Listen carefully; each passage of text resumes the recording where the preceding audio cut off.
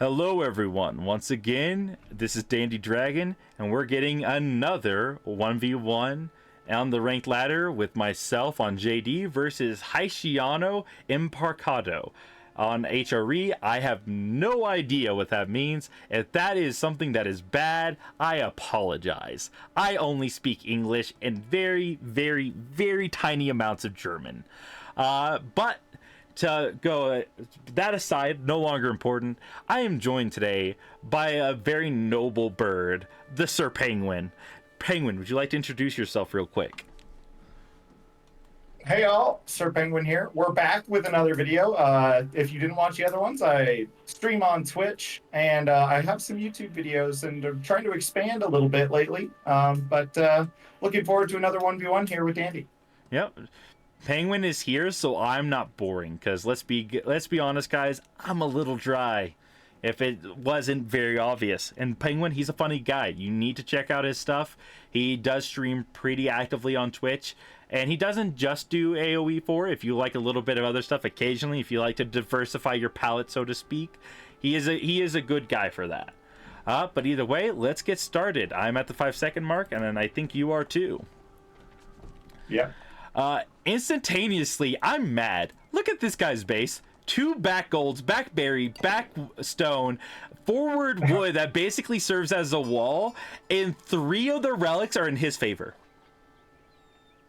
Yeah, What and that's not a bad don't you sheep have? spawn either, pretty close to his base. Or Yeah. sheep deer spawn, I mean. Yeah, no. Yeah.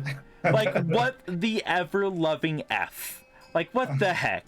I know some of I watch my language for those of you at home that have kids, but gosh diggity darn it, like what the hell, what the ever bleeding hell is this OP spawn? Like, he could literally put Aachen, have everything basically under TC, and with like a little bitty tiny wall, his gold's unrateable. He would have Yeah, gold that's a unrateable. beautiful tree line. I hate No it. way to hit his wood line on the front with a wall, and then if you extend that wall to the gold, I'm Yeah. jealous. To get a spawn like this As HRE of all civs. Side note, Dandy Special, once again, as per always, very mad. For those who are watching my screen here, I just turned and missed 2 sheep. I'm a dummy. Literally just on the edge of this, like, stealth forest. Could have had 2 more sheep. Don't have them. I was wondering where all the sheep were. I thought he had them. Apparently he doesn't. He has 3 sheep.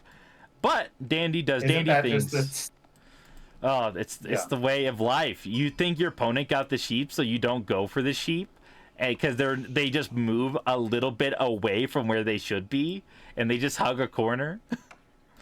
Though my opponent is also here, just mad. Look at him, 3 sheep, went around his entire base. That's all he got, and I'm just like in front of him. Oh, I missed and as another H3, sheep. you can't be quite as aggressive. You have to return the sheep so you can get your castle timing. And our green HRE player is, not in a good spot. Another good reason to go to scout. We're against an HRE player. If you're against HRE as a French civ or really anybody who wants to be aggressive against them, and you can steal their sheep, I think it's already a great start here. Yep. My opponent only going to get 3, maybe 4 sheep here. I'll say, though, we see an early barracks. I don't like him. He's preempting my knights, Penguin. What mentality is this? What sort of man makes counter units? That's HRE players. Oh, They don't have to do anything else, so they guess what's coming and they counter it. oh well, true. I'm sorry for the HRE players, by the way. I didn't mean it. Actually, I meant it. He does. He very much means it. By the way, I do have 12 sheep versus my opponent's 3. You know he's having a bad time. He is having a bad time on 5 sheep. He's like, where's my food? Where's my food? And this is, okay, for those who don't know, this is why I like a double scout opener, because it denies the sheep against food-heavy civs, or on maps where all the sheep are in a lane. So if I can get 3/4 of the sheep, my opponent will have to go out on the map. He'll have to go on these berries. That means rateable economy. And I love the word rateable. If you don't know that about me by now, you watch more of my content. Guys, if you don't know I love the word raid and rateable, Come on. Come on. Like, Penguin, do they even So, know? let me ask. Go for it. Oh, look, if you're against like Delhi, for instance, would you still go for double scout? It depends on the map then. At that point, it's map dependent. Because if I feel I can... I was going to say, because like you... Yeah. Because here's the thing. No matter what, if the map has the berries that are really far away and deer that are really far away, then they are inevitably going to want a lot of sheep. Every Civ wants sheep. So my goal is to make them not have it. But if it's a map, like let's say, what's it called? Hillendale, where it's really easy to wall up and secure a deer pack, berries, then I don't really want the extra scalp, because the sheep don't matter as much because they just have food. If they can go castle with the food they have in base, then the sheep doesn't matter. But if I can slow down their age up, or if I can lower the amount of military they can make without going on the map, then that kind of puts me in an advantageous situation that I want to be in. So that's really kind of the focus. It's going to be against certain civs and against a certain maps. Like here, we see my opponent went early spears to defend the gold and to push these deer under his TC, which funnily enough, if I'm careful, I can stop that. If I see it coming and I get my knights over there and my JD and all that good jazz, I may be able to stop the deer push. More than likely, he's going to get it a lot farther up because he's got a lot of spears. And this is one thing has become more of a common thing. I know Beasties made mention of it. Japan likes to do this because they have the cheap barracks. HRE doesn't mind doing it because they have the good economy. But we do see my opponent has idled out 15 vills because he doesn't want to go to the berries. Yeah, I was going to say, you can already see them struggling on food because there's only one sheep left. And now that sheep is gone, yeah, you can go to the berries, I guess. And here they come now because the spearmen have zoned you out. Mm-hmm. But if they didn't have the confidence that they had zoned out your knight, they never would have been able to go out there. Yeah, no, and this is one struggle for me I find against HRE. A good HRE player on a defensive map will just make a few spears, and their economy's so good they can make up for that fact. And we can see the deer are already under TC now. Like, he could kill them right there, and that would be a good spot. Because he could drop a mill, like, up between the TC and the deer, and then just be done there. So, there he goes. He got deer. I don't like it. Don't have to like it. Just have to deal with it. And you can see he's and you know this is a good player because their deer push is perfect so far. There's only one deer that has been, like, off of the mark. Yeah. And you're seeing he's already wanting to switch to it. Oh, but he preemptively killed a faraway deer. Little bit of lapse in micro. But he had to deal with my JD. Oh, for those who do not know, this opponent, not at the time of this game, after we play this game, not long after, he reached Conk 3. This is a top 300 player, or someone who has reached top 300. By no stretch of the imagination is this a poor player. His micro has been good. He's been pretty good about defending himself. His eco is better than mine. But I'm going to do the dandy special of deny his sheep and then go trade. The dandy French special. Side note, those 3 sheep that got missed are still out there. Nobody has grabbed them. You know he wanted it. He wanted those sheep. I know he wanted those sheep.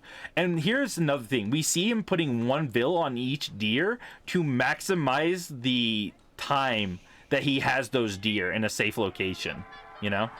And he went to go get the final deer, and I managed to stop it. And no final deer for you, good sir. You're not allowed to have that final deer. I'm also not allowed to apparently get that kill. 5 of a 7 pack, which is kind of like good counterplay from you, knowing that he needs the food too. Getting on top of those deer. Yeah, I didn't know he had already defended it or had gotten them so close, but I'm like, okay, we can at least stop him from getting any more. Yeah, exactly. Yep. And but yeah, that close deer spawn paying off now, though. Yeah. And that's not even a close deer. That was a far out deer. He took forever to get that up. If I had been good about my micro and got Jeanne over there earlier, I could have 100% denied that. But those berries aren't safe. We're going in, boys. Wait, what's that? It's a false flag operation to try to get JD behind him. And we missed the Holy Wrath. Trap the spears outside the TC. Here they come. Wait, it's this? We're diving? Well, we're going to get a Vil kill, and we're going to get the heal, and we're going to get a spear out of that. But we lose JD. So close. So close. I thought... she really almost made it out of TC range, but 15 villagers, I've seen that so many times where Jeanne goes deep under that TC, and you'll get some value, but is it worth the XP, Dandy? I don't know. I don't know. The historians will ask questions about that, you know? It's true. Yeah, me, the historian. Oh, yeah, exactly. I said it and I was right. When is Dandy wrong? And he's going Regnitz while I'm finally getting trade up. Can Dandy, with my one villager kill, down one Vil because I build a scout, and now finally getting up trade, can I keep up with his Regnitz? This now, my dear friends, is going to be me battling over the relics. Can I deny the relics long enough for my trade to pay off? That is the question. Because that is literally, if he can get 3 relics in the next 2 minutes, it's GG, he wins. Like, I'm just going to be honest, because with 3 relics, he can pull all his Vils off of gold, put them on wood and food, and then just start pumping so many crossbows and spears, the game's over. But Dandy on Highview, I have the advantage. This is difficult micro. Yeah. It's difficult micro to pull that off, I will say, to stop your opponent from getting those relics on HRE, because they just need to move a couple spears out with that prelate.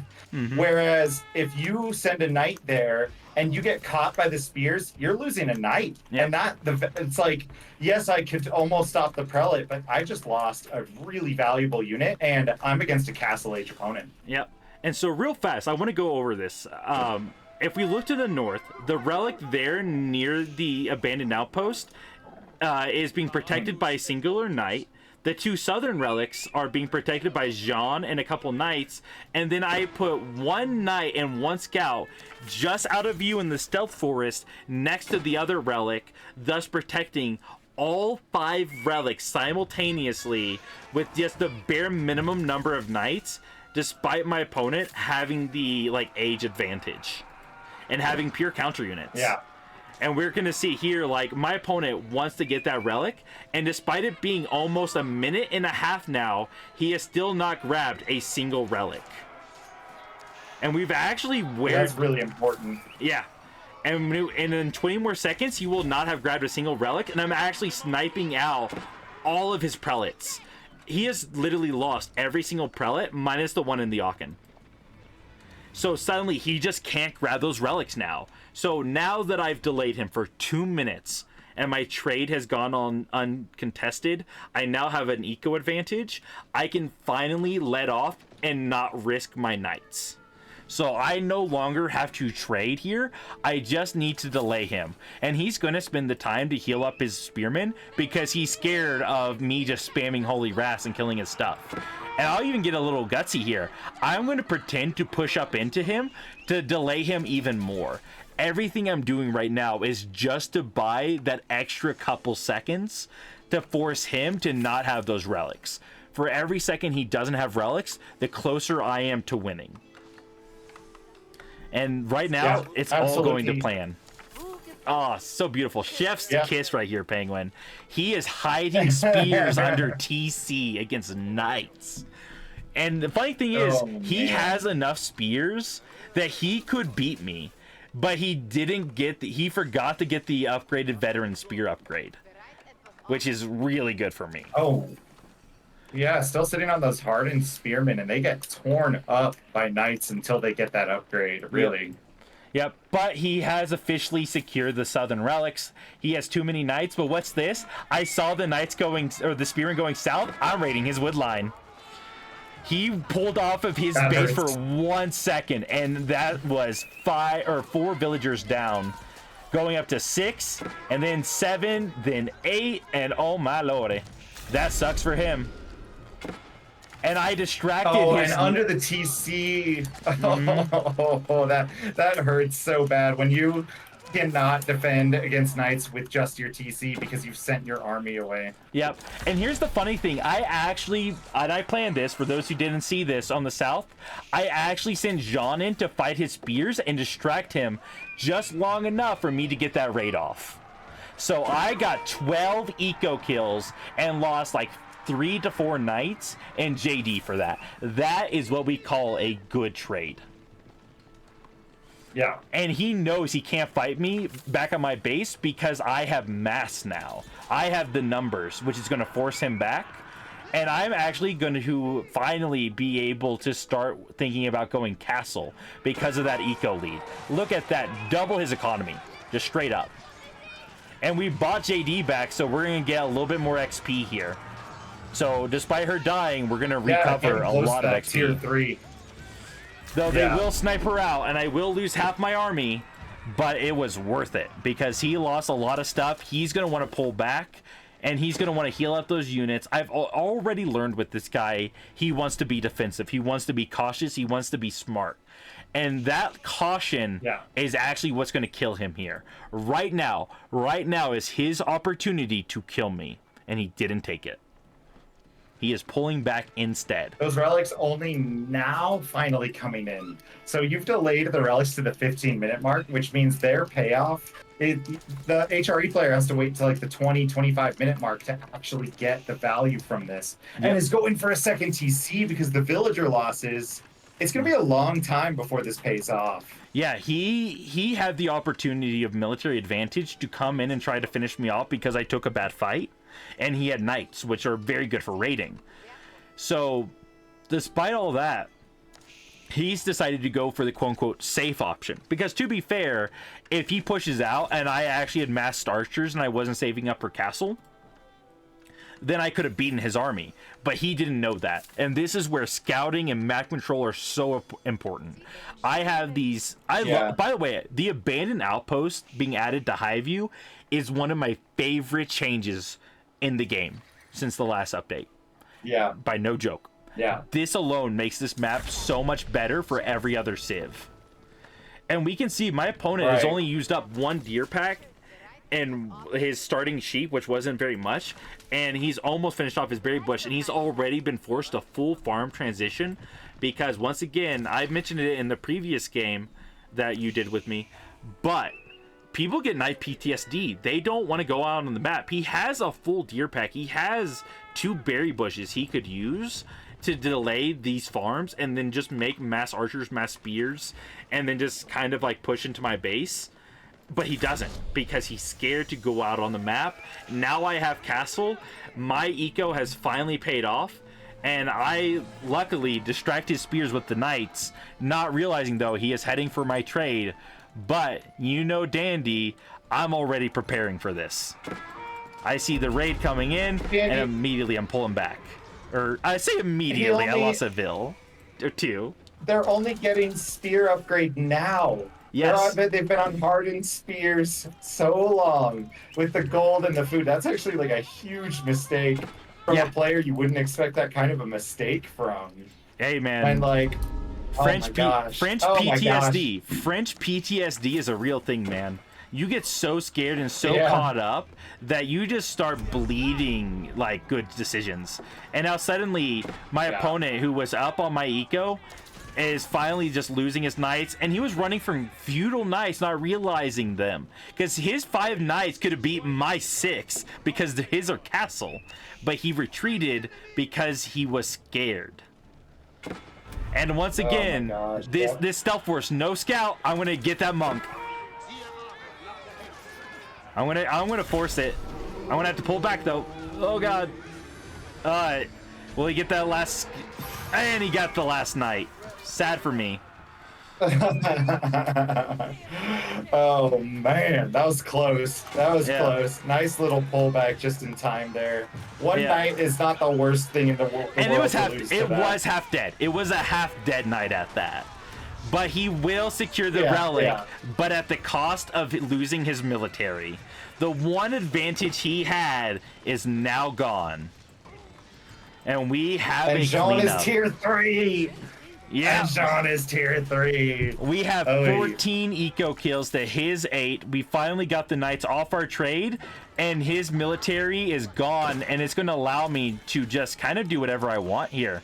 I have map control now. I can now control the pacing, which is what I want. Yeah. As a JD player slash French variant, like, I want map control. And like I said, this guy is not a bad player. Like, he looks behind, he's made mistakes. This, like, remember guys, this is a Kong 3 player. This is a guy who's reached like the top level, so to speak. He's definitely not a pro. A pro like Beastie or any of those sort of guys would have like crushed me in seconds, and it wouldn't have even been a competition. But like, this is by no means a bad player. And this is Right. where just good decision making just comes to be very important. Literally one decision is probably costing him this game, where he should have pushed me early and doubled down on the aggression and just grabbed relics to make up for the eco losses. And we do see the knights going down into my trade. I do see that there because of the outpost, but I decided I'm going to risk something, and I'm going to counter raid him and just immediately dive into his eco. So we need to pull back our traders, but we're moving through his base first, and I want to kill the spears. So if I can beat this army right here, and I can keep my eco alive, this will be GG, because I am up to 16 eco kills, and my reinforcements can defend against these knights. My knights are better. Because, And look at the idle time from this as well. Oh, yeah. 30 idle villagers out of 56, so there's only 26 active villagers during this. Yep. And half of those are building infrastructure. So, like, not even that. Like, this guy, his entire economy, everything besides, like, a couple food villas and his golds and a couple wood is off the table. And my knights are so tanky, I just survive it, and that's GG. Yeah, nice game. That, I'll say, that was not an easy one. It took a lot of good decision making from both sides to try to stay in that game. Because if I ever threw away those knights and I wasn't able to hold off his aggression in castle, I'd probably lose the game there. Like, in all seriousness. Yeah. Like, if he Yeah, just absolutely. if he had went a bit more aggressive, I would have lost there probably, or at least we would have equalized. So that was not a game that was like very easy for either end, and both of us were making small mistakes. I could have denied the deer push, but he also could have got his hardened spearman, or not the veteran spearman. Like, little mistakes from both sides, but it was just the one big factor there in the middle of the game that made all the difference in the world. And I hear people all the time, and I've was talking to you about this before, Penguin. Everyone's been talking about the strength of Knights Templar. They've been talking about the strength of House of Lancaster and HRE. Even BC says that HRE just gets banned all the time in tournaments. But that doesn't mean they're not beatable. Like, genuinely, those are not civs that can't be defeated. You just got to know what to do, and you just got to make one less mistake than your opponent. In the end, your decision making and your skill level matters more than the civ you play. Because realistically, everyone I know would say that House of Lancaster, Knights Templar, and HRE are like the 3 best civs right now. And if you, for any of those who had watched the previous 2 videos, and by the way, spoilers if you haven't seen them, don't look now, go watch them. But I have beaten all 3 of those civs without a single loss yet this season, and without an issue. Like that House Lancaster game that we casted, and was probably the hardest game I've had all season. And that's it, but I've beaten every single one of them. I hate to say this. Because people are gonna hate it, and they're not gonna be happy about it. But usually, your opponent beats you because they're a better player than you, or they had a couple better decisions than you that game. Yep. They made men at arms for a castle timing, and you were in feudal still. Like, Yep. it is not because of your civ, I guarantee you. Yep. I know that logically. I still hate HRE, but I know that logically. Yeah. If you're trying to climb the ladder, you're frustrated. Don't direct that frustration out at the civs. Keep cool and learn from it. Yeah. Because the only way to get better is to go back and watch that video and go, okay, why am I so frustrated playing against this civ? Oh, they were able to do this, and I didn't even bother thinking about blank. Or, oh, I should have rated their gold. And the next time you play them, I guarantee you that player has watched the Beastie video, has watched the Valdemar video, and is playing a build you have seen before. Yep. It's very like straightforward. Most people don't make their own builds. They're just copying the pros. And I don't say that to be rude. Like, there's nothing wrong with seeing what the best way to play is. Because if you want to learn, you learn from the best. You look to see what they're doing. That's not a bad concept. Yeah. But what people got to keep in mind is that you may not be a player that can pull off that build. Or that build has weaknesses that you don't see because the better players have already preempted those issues. It may even just be a 17 wood wall on the right flank may literally be the difference between winning or losing, but it is the difference. And people forget those things all the time. It's why the English player with horsemen catches you off guard. It's like scouting, noticing these things. And it's something we've talked about a lot in the last couple of videos is being able to adapt. Yeah. Now, I'm not going to sit here and say the silver players need to be able to learn how to adapt. The game's a little bit different at that level. I understand that. And there are ways to get better. Yeah. But actually, happy to talk about that on my stream if anybody so desires to learn. I'm doing back to basics this week, Dandy. You know what? You should bring Dandy on for that. I hear he's really good at teaching the basics. All right. I'll make sure to reach out. All right. Well, thank you, Penguin. Do you have any final words for our viewers? No, just enjoy. Remember, this is a game. We're just having fun, and take care of yourself. All right. Well, listen to Penguin. Have fun. Have a good time. Thank you all for joining me today, and hopefully I'll see you all in the next video. You all take care.